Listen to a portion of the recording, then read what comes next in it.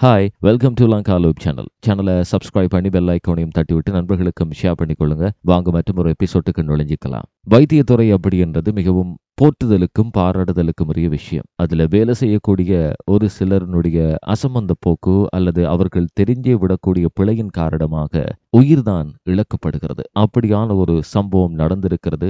நம்பிக்கை ஈனமான ஒரு செயற்பாடு நடந்திருக்கிறது. நம்பிக்கையோடு வந்திருக்கிறார்கள், உயிரை காப்பாற்ற முடியும் அப்படின்னு சொல்லப்பட்டது. இருந்தாலும் இறுதியில் ஒரு கர்ப்பிணி பெண்ணினுடைய உயிரும் ஒரு சிசுவினுடைய உயிரும் கொல்லப்பட்டதாகவே தற்போது சந்தேகிக்கப்படுகிறது. என்ன நடந்திருக்கிறது அப்படின்னு பார்த்தால், கொழும்பு தெமட்டகுட பகுதியில் இருக்கிற வீடொன்றில்தான் குறித்த கர்ப்பிணி பெண் வசிச்சு வந்திருக்காங்க. தன்னுடைய கணவரோட அவங்களுடைய சொந்த இடம் பிலியந்தல. தெமட்டகுட பகுதியில் இருக்கக்கூடிய வீடொன்றுல இருக்கும்போது கருக்கலைப்பு செய்திருக்காங்க.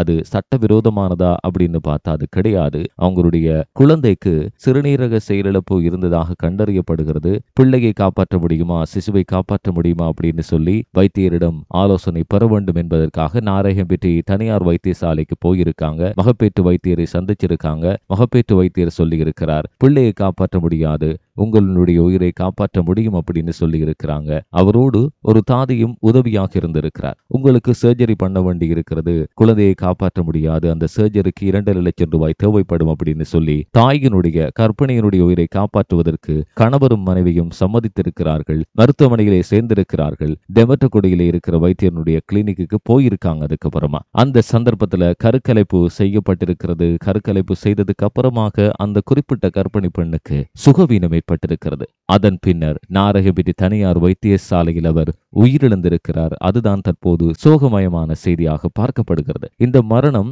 சந்தேகத்திற்குரியதாயிருக்கிறது. வைத்தியர் சிசுவை காப்பாற்ற முடியாது, மனைவியை காப்பாற்ற முடியும் என்று சொன்னாலும் மனைவியும் தற்போது உயிரற்ற நிலையிலே இருக்கிறார். இதில் ஏதோ சந்தேகம் இருக்கிறது, கொலையாக இருக்கலாம் அப்படின்னு சொல்லி குறித்த பெண்ணினுடைய கணவர் பிலியந்தலை போலீசிலே முறைப்பாடு செய்திருக்கிறார். தற்போது அதன் பின்னராக வைத்தியரையும் தாதியரையும் டெமட்டகுட போலீசார் கைது செய்து மேலதிக விசாரணைகளை மேற்கொண்டு வருகிறார்கள். மீண்டும் ஒரு எபிசோட் மூலமா சந்திக்கலாம். பாய்.